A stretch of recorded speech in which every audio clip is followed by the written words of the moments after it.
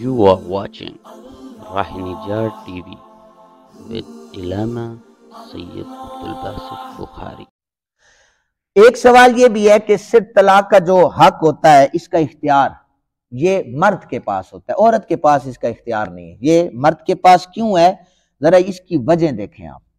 عورت چونکہ مغلوب الغضب ہے اور اس کو جلد غصہ آ جاتا ہے، طلاق دینے کا معاملہ اگر عورت کے اختیار میں ہوتا تو طلاق کی جو شرح ہے یہ بہت زیادہ ہو جاتی۔ یہ باقاعدہ مفسرین کرام نے لکھا ہے۔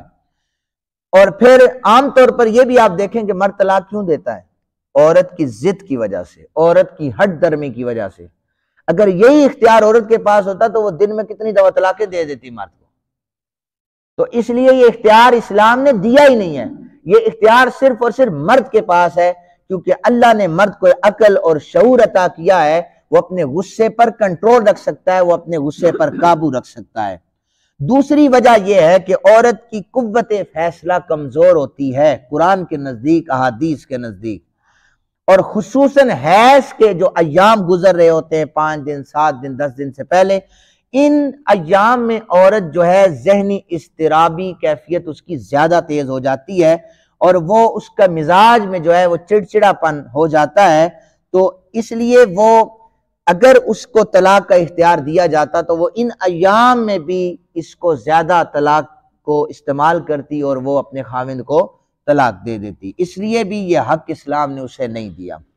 تیسری وجہ یہ ہے کہ عورت ناقص العقل ہے، جس کی تصدیق صحیح بخاری، اب عورتیں بے شک نہ مانے، صحیح بخاری میں حدیث پاک، صحیح مسلم میں حدیث پاک ہے، جامع ترمذی، سنن ابن ماجہ، سنن ابی داؤد، مسند احمد بن حنبل، مستدرک، اس کی تصریح موجود ہے کہ اگر چونکہ عورت ناقص العقل ہے اور اگر عورت کے پاس یہ حق ہوتا تو نکاح کو وہ فوراً فسخ کر دیتی، اور ناقص العقل کے سپرد جو ہے یہ معاملہ نہیں کیا جا سکتا۔ چوتھی جو قسم ہے، چونکہ مرد اپنا مال خرچ کر کے حقوق زوجیت حاصل کرتا ہے، اس لیے ان حقوق کو وہ اٹھا بھی سکتا ہے، وہ لے بھی سکتا ہے۔ اور یہ بھی یاد رکھیں کہ مرد اپنا پیسہ روپیہ خرچ کرتا ہے، عورت کوئی خرچہ نہیں کرتی، کسی معاملے میں عورت کا کوئی خرچہ نہیں ہے۔ اس لیے مرد کو یہ حق دیا گیا ہے کہ جب اس کی ہٹ درمی یا ضد بڑھ جائے تو ایسی صورت میں وہ طلاق کا یہ حق استعمال کر سکتا ہے۔